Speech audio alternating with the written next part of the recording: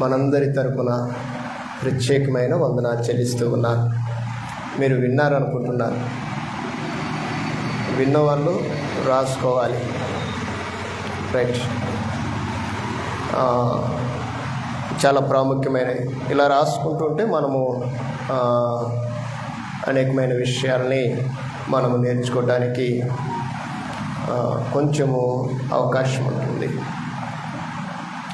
దీన్ని అనుసరించి నేను ఒక ప్రాముఖ్యమైన విషయాన్ని స్వీట్ అండ్ షార్ట్గా చెప్తాను. మీరు మీ మనసులో ముద్ర వేసుకోవాలి.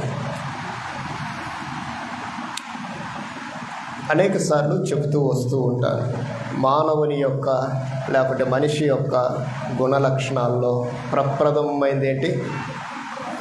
మర్చిపోవటం. అయితే దేవుని యొక్క లక్షణాల్లో ప్రప్రథమైనది ఏంటి? నువ్వు ఏదైతే మర్చిపోయావో దాన్ని గుర్తు చేయటం.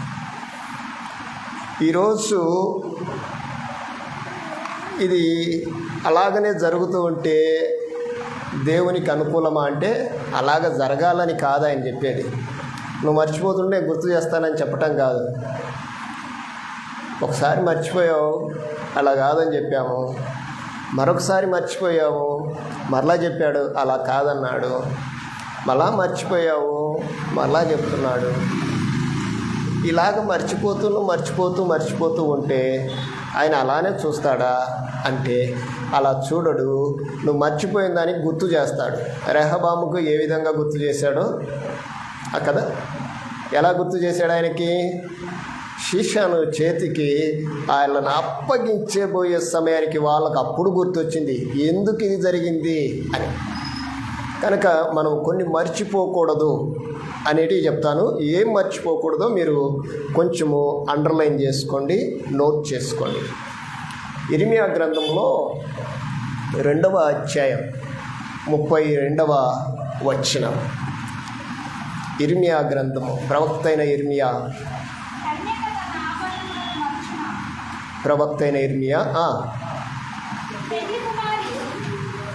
కన్యక తన ఆభరణమును మర్చున, పెండ్లి కుమారి తన వడ్డానమును మర్చున, నా ప్రజలు లెక్కలేనన్ని దినములు ఏమైపోయారట? ఎన్ని దినాలు చెప్పండి? సరే, ఎవరు వాళ్ళు? ఏ ప్రజలు? మీరు అక్కడ చాలా జాగ్రత్తగా చదవాలి. ఏ ప్రజలు? నా ప్రజలు అని చెప్పాడు. అంటే ఆయన ప్రజలు ఆయనను ఎన్నిసార్లు మర్చారట? లెక్క లేదంట. లెక్కలేనన్ని దినములు ఆయన మర్చిపోయినా ఆయన ఏం చేస్తున్నాడంటే గుర్తు చేస్తూనే వస్తున్నాడు. స్టిల్ ఇప్పటికీ కూడా ఆయన ఏం చేస్తున్నాడంటే గుర్తు చేస్తున్నాడు. ఏం గుర్తు చేస్తున్నాడో తెలిసిన? ఇక మర్చిపోవకండి అని చెప్తున్నాడు. మీ మెమొరీలో కొన్ని ఫీడ్ చేయండి, లేకుంటే వాటిని ఏం చేయాలి? డిలీట్ కాకుండా వాటిని ఫీడ్ చేయండి, ఇన్స్టాల్ చేయండి. నీకై నువ్వు డిలీట్ చేస్తే డిలీట్ కావాలి, వాటంతట అవి డిలీట్ కాకుండా చూసుకోండి అన్నట్లుగా ఆయన చెప్తున్నాడు. మర్చిపోయారట. ఎన్ని దినాలు మర్చిపోయారు? లెక్కలేనన్ని దినాలు మర్చిపోయారు. అయితే మనం ఏం చేద్దాం? మర్చిపోదామా? గుర్తుపెట్టుకుందాం. ఏమేమి మర్చిపోకూడదో నేను చెప్తాను. హోషేయ గ్రంథము 8వ అధ్యాయం 14వ వచనంలో మొట్టమొదటిది ఏమి మర్చిపోకూడదో ముందు మొదటి మాట. హోషేయ గ్రంథము 8వ అధ్యాయం 14వ వచనం.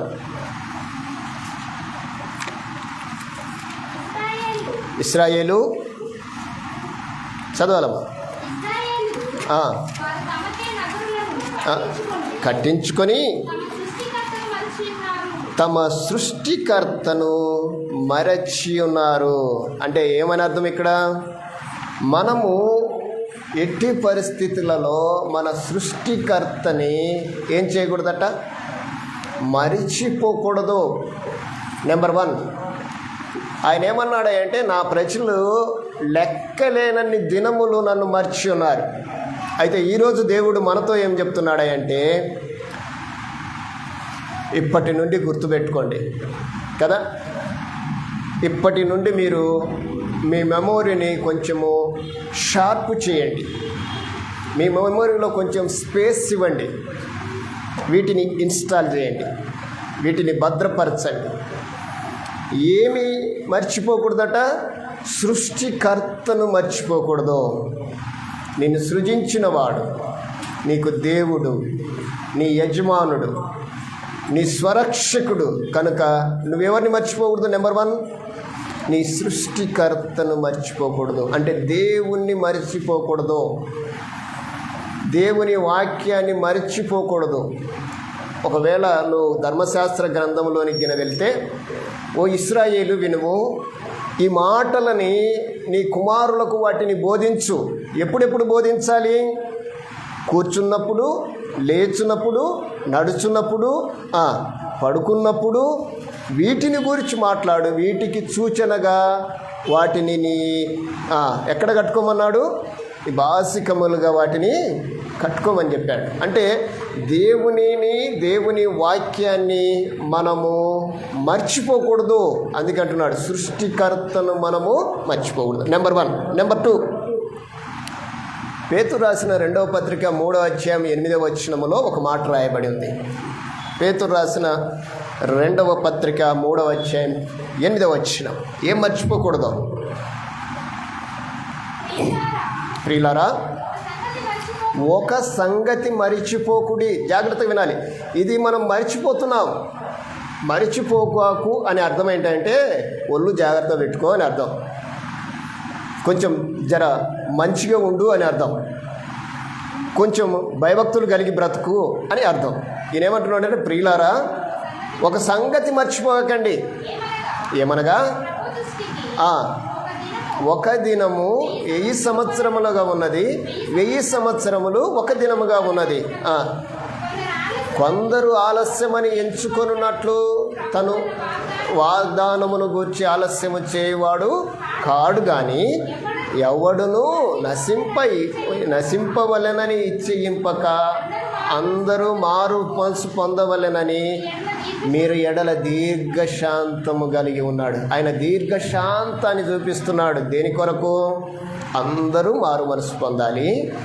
అంటే అర్థం ఏంటంటే ఆయన రాకడ వస్తూ ఉంది. ఈ రాకడను మర్చిపోకండి. రాకడను మర్చిపోకండి అర్థం ఏంటో తెలిసిన? అందరూ మారు మనసు పొందాలి, అందరూ రక్షించబడాలి, అందరూ దైవికమైన నియమాల్లో నడవాలి అని మరలా గుర్తు చేస్తున్నాడు. అంటే అర్థం ఏంటంటే ఆయన రాకడ త్వరగా ఉంది. ప్రస్తుతము జరుగుతూ ఉన్న పరిస్థితులు, జపాన్, అమెరికా, చైనా, మీరు సోషల్ మీడియాలో కానీ న్యూస్లో కానీ చూసింటే విపరీతమైన భూకంపాలు, వరదలు ఆ దేశాలను ముంచెత్తుతున్నాయి. ఇజ్రాయెల్, రష్యా, ఉక్రెయిన్, ఇరాన్ మధ్య యుద్ధాలు ఎప్పుడెప్పుడు అని ఎదురు చూస్తూ ఉన్నాయి. అందులో మన భారతదేశము కూడా ఉందని మాత్రం మర్చిపోకండి. యేసుక్రీస్తు యొక్క రాకడ చాలా స్పష్టంగా ఉంది. దీన్ని మనం మర్చిపోకూడదు. మర్చిపోకూడదు అంటే ఏమై ఉండాలి? అందరూ మారాలి. ఇది మర్చిపోకూడదు. ఆయన రాకడ వస్తుందంటే అర్థం ఏంటి? అమ్మా వర్షం వస్తుంది, ఏమిటి కావాలి?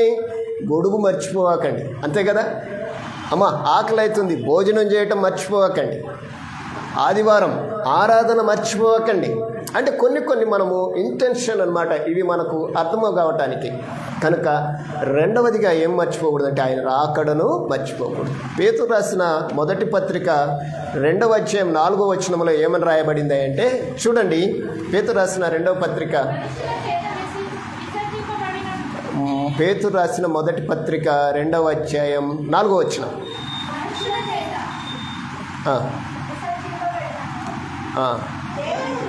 తిమోతి క్షమించండి. సారీ. తిమోతి మొదటి పత్రిక 2వ అధ్యాయం. దయతో క్షమించండి. మొదటి పత్రిక 2వ అధ్యాయం 4వ వచనం.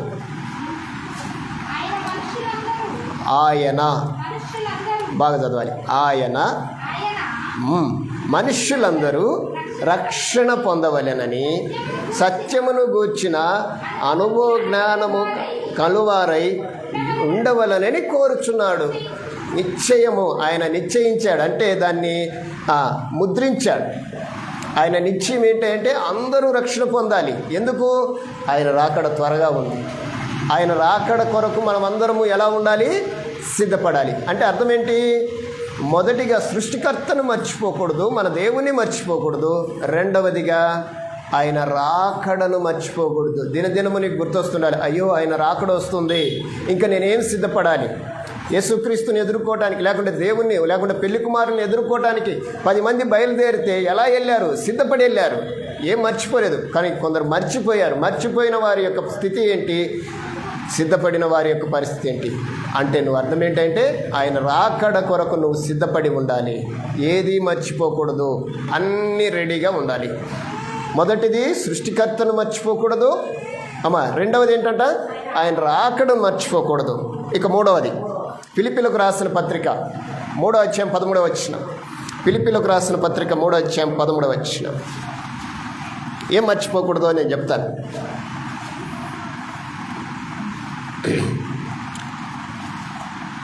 3:13.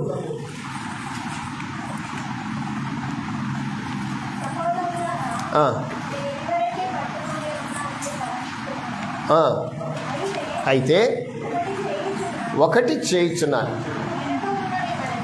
వెనక ఉన్నవి మరచి ముందున్న వాటి కొరకై వేగిరపడుచు క్రీస్తు యేసునందు దేవుని ఉన్నతమైన పిలుపునకు కలుగు బహుమానమును పొందవలనని గురి యొద్దకే పరిగెత్తుతున్నాను. నేను గురిని చేరాలి, నా గమ్యాన్ని నేను చేరాలి. యేసు ప్రభు నా కొరకు ఏదైతే సిద్ధపరుస్తానని చెప్పాడో దాన్ని నేను పొందుకోవాలి, లేదా పరలోక రాజ్యంలో నేను స్థానం పొందుకోవాలంటే నేనేం చేయాలో తెలిసిన? వెనకున్నవి ఏం చేయాలంటమ్మా చెప్పండి? వెనకున్నవి మరచాలి. అంటే మన పూర్వపు స్థితిని, మన పాప పరిస్థితులను, వాటిని ఏం చేయాలంటే మనం మర్చిపోవాలి. వాటిని మరచి ముందున్న వాటి కొరకై, ముందు ఏముందో ఆయన కొరకు మనము గమ్యాన్ని చేరాలి, ఆ గురి చేరాలి. ఆ గురి చేరటానికి ఏది అవసరమో దాన్ని మనం అనుసరించి నడవాలి. నేను ఆ పరుగులో నేనున్నాను అని అనుకోవాలంటే నువ్వేమయ్యాలంటే, అయ్యో నేను చేయలేనే, ఒకప్పుడు నాకు జరగలేదే, ఎన్నిసార్లు చేసినా కాలేదే అనే ఆ వెనకై మర్చిపోకూడదు. రేపనేది నీ కొరకు దేవుడు సిద్ధపరిచాడు. ఆయన నిన్ను ఎక్కడ ఉంచాలో అక్కడ ఉంచడానికి ఆయన ఇష్టపడుతున్నాడు. కనుక నువ్వేం చేయాలంటే వెనకై మర్చిపోవాలి, ముందేముందో ఆయన దగ్గరికి వెళ్ళి నువ్వు కనుక్కోవాలి. అంటే వెనకటిది ఫాస్ట్ ఈజ్ ఫాస్ట్ అంటాం, నీకు తెలుసు కదా. అంటే అర్థం ఏంటి? అసలు మన గుణం ఏంటంటే అప్పుడే ఇంటే బాగుండు అనుకుంటాం, అప్పుడు కాకూడదని దేవుని కోరిక. ఏదో ముందు దాచిపెట్టాడు, అంతే కదా. గత వారం చెప్పాను, రాజుకు అల్లుడు కావాలనేది దావీదు కోరిక, కానీ దేవుని కోరిక ఏంటి? ఆయన్నే రాజు చేయాలని దేవుని కోరిక. దావీదు మనసు ఎలాంటిది అంటే, రాజుకు అల్లుడైతే చాలనుకున్నాడు, కానీ దేవుడు అలా అనుకోలేరు. ఆ దావీదును చూసి ఆయన గొర్రెలు కాస్తూ ఉంటే ఆయన తీసుకొని వచ్చి ఆయన మనసులో ఏముందంటే, ఈయన రాజు కల్లుడు కావాలని ఈయన అనుకుంటున్నాడు, కానీ ఈయన గురించి నేను అలా అనుకోలేదని చెప్పి ఆ రాజ్యానికి రాజుగా చేశాడు దేవుడు. అది దేవుని మనసు. అది కావాలంటే మనం ఏం చేయాలి? మనము ఆయన కోరుకున్నట్లుగా ఆయన గురి చేరాలంటే, ఆయన దరి చేరాలంటే వెనకున్నది మరవాలి. ఎన్నయ్యాయమ్మా? 3 అయిపోయాయి. ఏంటది? సృష్టికర్తను అనగా దేవుణ్ణి, వాక్యాన్ని మర్చిపోకూడదు. రెండవది రాకడను మర్చిపోకూడదు. రాకడను మర్చిపోకూడదు అంటే ఎలా ఉండాలి? ఐఆమ్ రెడీ అనేటట్టుగా ఉండాలి.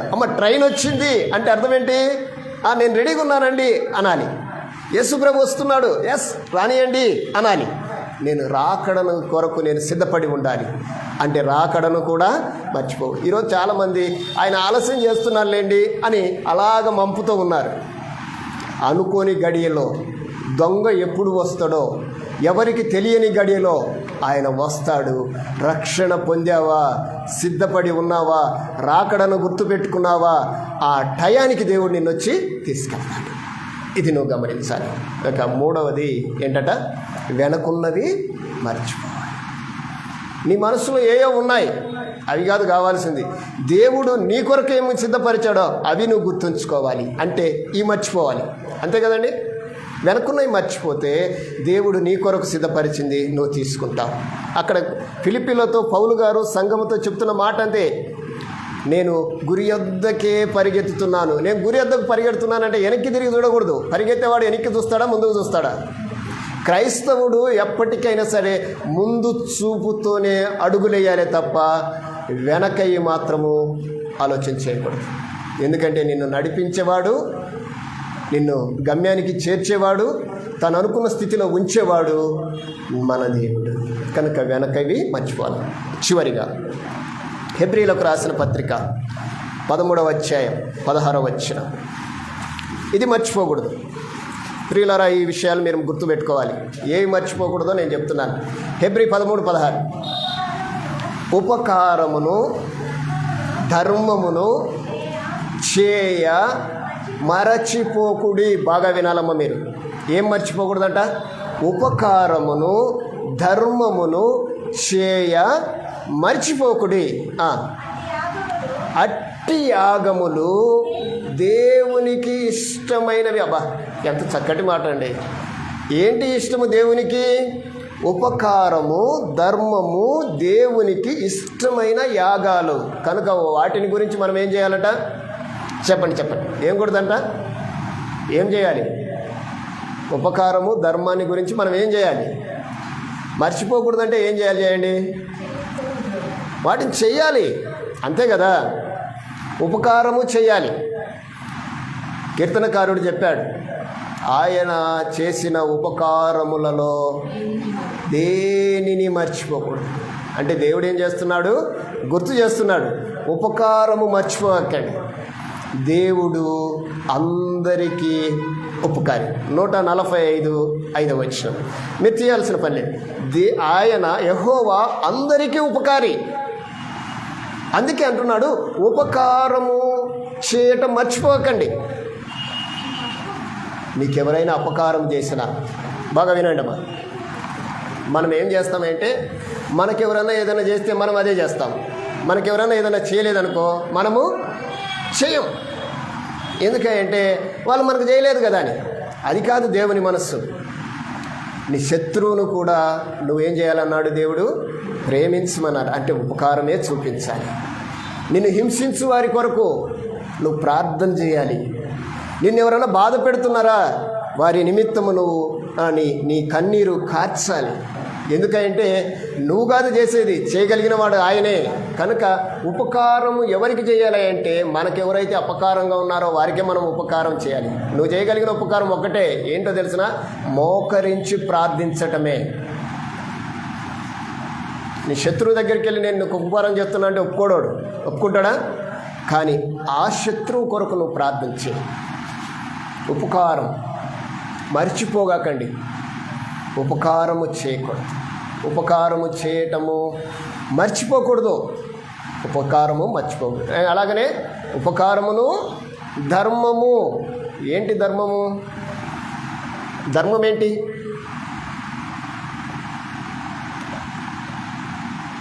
ధర్మం అంటే ఏంటమ్మా? భవతి భిక్షాందేహి అనేది ధర్మం అంటారా? ఏంటి ధర్మం? చెప్పండి, మీరే చెప్పండి. దాన్ని ఏమంటాం మనము? అలా జరిగే కార్యక్రమాన్ని ఏమంటాం? అయ్యా, సహాయం మీన్స్ ధర్మమే. కానీ నేను ఒక మాట అన్నా, భవతి భిక్షాందేహి అంటారు చూడు, దాన్ని ఏమంటారు? అడుక్కోవటం అంటారు. అది వేరు. అడుక్కుంటే ఇచ్చేది వేరు. నీ మనసులో నీకు పుట్టాలి. ధర్మము అంటే ఏంటంటే ఆదుకోవటం. ఇప్పుడు మనం ఒక వ్యక్తిని కలిసాం. నేను మా గతంలో చెప్పాను, ఒక వ్యక్తిని కలిశాను. అతనికి కొంత ఆహారం అవసరం ఉంది. నీకు అది తెలుసు. నువ్వేం చేయాలి చెప్పండి? ఏం చేయాలి చెప్పండి? వాళ్ళ దగ్గరికి పోయి నువ్వు అన్నం తినని చెప్పటం కాదు, ఈ ఆహారం తీసుకెళ్ళి వాళ్ళకి పెట్టాలి. నీకు తెలుసు ఏది కొరత, ఎక్కడ కొరత ఉందో ఆ కొరతను నువ్వు తీర్చాలి. అది ధర్మం. అవునంటారా కాదంటారా? దేవుని సన్నిధి విషయంలో కూడా అదే మనం పాటించాలి. దేవుని యొక్క సన్నిధి విషయంలో కూడా అదే పాటించాలి. ఏది ధర్మమో దేవుని సన్నిధిలో, నా దేవుని సన్నిధిలో ఏమి అవసరతలు ఉన్నాయి అని నువ్వు గుర్తించాలి. ఈరోజు చాలామంది సేవకులు చెప్తుంటారు, దేవుని మందిరంలో అది లేదు, దానికోసం ప్రార్థన చేయండి. అది కాదు. నాకు పుట్టాలి.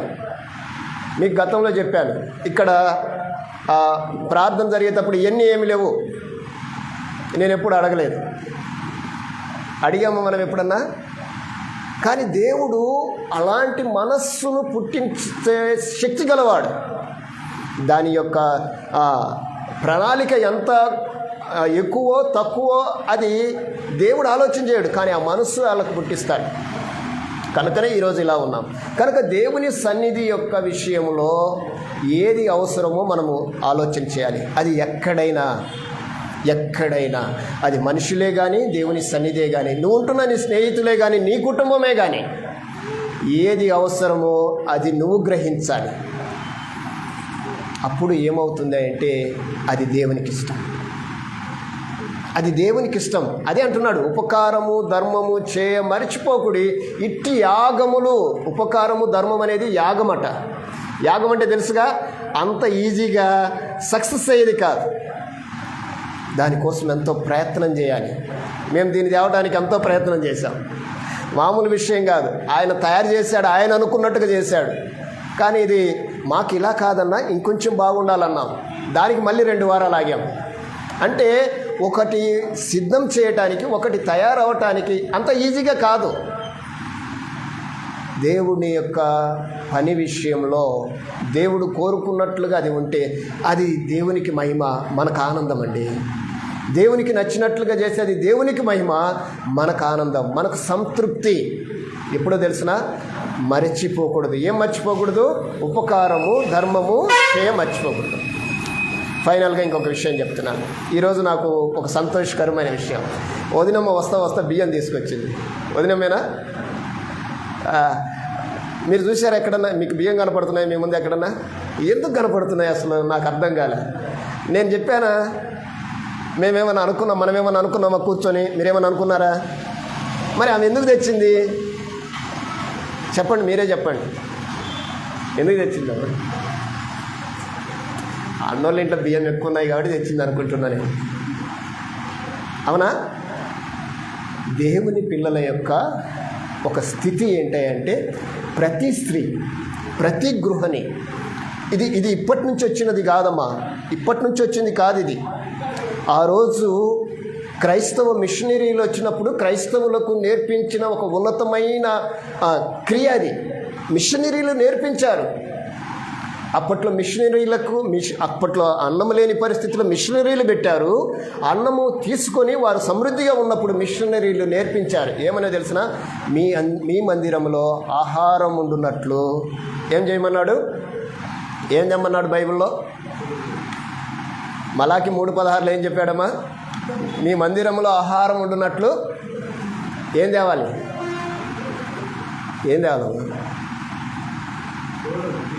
మీరు చదివితే బాగుంటుందేమో.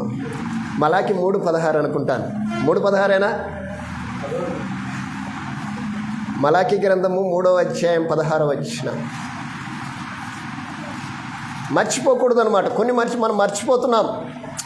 ఏం కాదులే అనుకుంటున్నాం, అంతే కదన్నా, మర్చిపోతున్నాం. ఇప్పుడు ఆదాము అవ్వలకి దేవుడు ఏం చెప్పాడంటే ఇవన్నీ తినండి, తినగాకన్నాడు. వాళ్ళు ఏం చేశారు?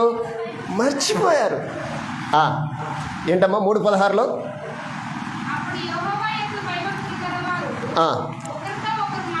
ఒక్క నిమిషం ఒక్కనే ఉండండి, నేను వస్తాను.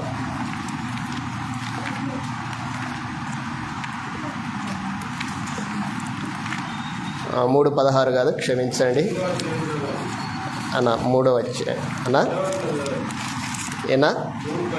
3:10 రైట్. 3:10 నా మందిరంలో ఏముండాలంటమ్మా? మందిరంలో ఏముండాలి? మందిరంలో ఆహారం ఉంటే ఎవరు తింటారు చెప్పండి? మందిరంలో ఆహారం ఉంటే ఎవరు తింటారు? మీరు త్వరగా చెప్పాలి. నా షార్ట్ అండ్ స్వీట్ అన్నాను. నా మందిరంలో ఆహారం ఉండాలి, ఎవరు తింటారు? దేవుని పిల్లలే కదా తినేది. ఇది కొంచెం నోట్ దిస్ పాయింట్. నా మందిరంలో ఆహారం ఉంటున్నట్లు మా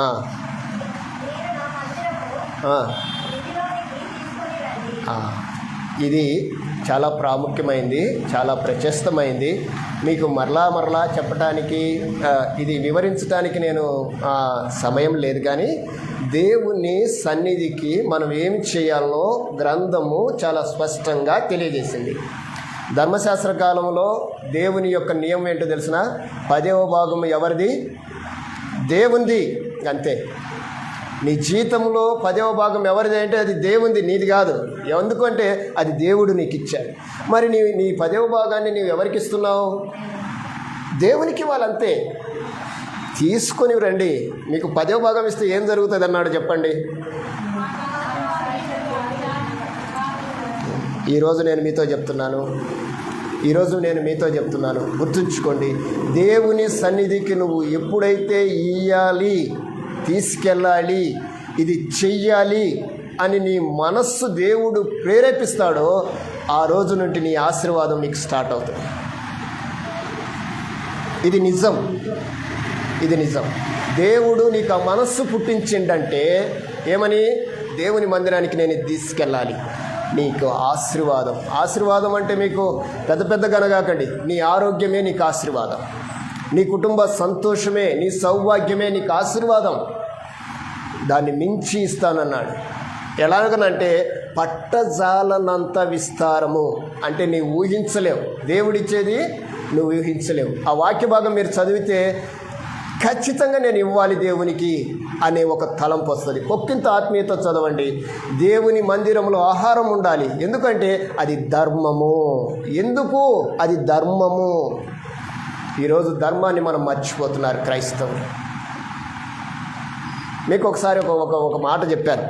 ఒక మందిరంలోనికి ఒక పెద్ద ఆమె వచ్చేది, చాలా చక్కగా వచ్చేది, భక్తిగా ఉండేది. పాస్టర్ గారికి, సంఘానికి చాలా పరిచయస్తురాలు. ఎంత పరిచయస్తురాలంటే, అమ్మ మీరందరూ వినాలి, ఆమెకు పింఛను, ఆమె జీతం వచ్చేసి దాదాపుగా ₹1,00,000 జీతం ఆమెది. సంఘానికి చాలా చక్కగా వచ్చేది, సహకరించేది, ఆదివారం చందా వేసేది, వెళ్ళేది. ఆమెకు ఉద్యోగ పదవి విరమణ వచ్చింది. దాదాపుగా 50 లక్షలు 60 లక్షలు ఆ పెన్షన్కు రిటైర్డ్ అమౌంట్ వస్తుంది. పలాని డేట్న పాస్టర్ గారు పలాని డేట్న రిటైర్మెంట్ ఉంది, దానికోసం మీరు ప్రార్థన చేయండి అని పాస్టర్ గారికి చెప్పింది. సరే, పాస్టర్ గారికి చెప్తుందనే పాస్టర్ గారు సంఘం అంతా ప్రార్థన చేస్తున్నారు. దేనికోసము? ఆ రిటైర్డ్ ఫంక్షన్ కోసం. అయిపోయింది, రిటైర్డ్ ఫంక్షన్ అయిపోయింది.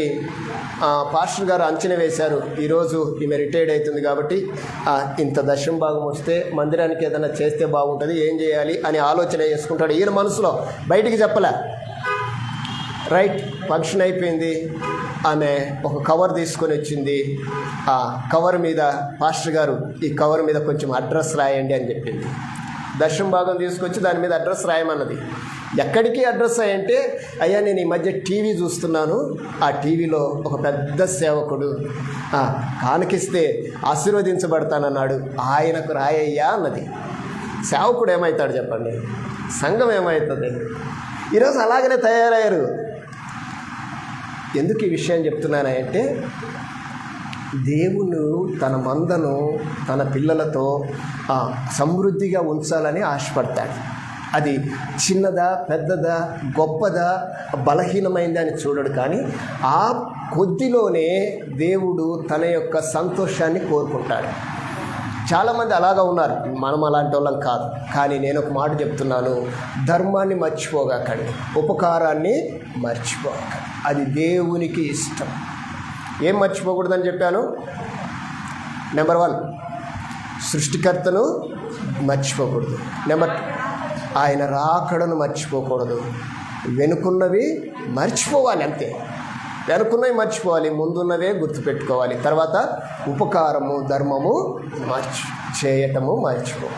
ఒకవేళ మర్చిపోతే వాటిని చేద్దాం. చేస్తే చూడండి, చేసి చూడండి, అంతే. ఒక ప్రాక్టీస్ చేయండి. ఒక ప్రాక్టీస్ ఇది. Christianity means practice. మీరు ఇచ్చి చూడండి, దేవుడు ఏం చేస్తాడో నువ్వు ఏం చేయాలి. కనుక ఆ స్థితిలో మనం ఉందాం.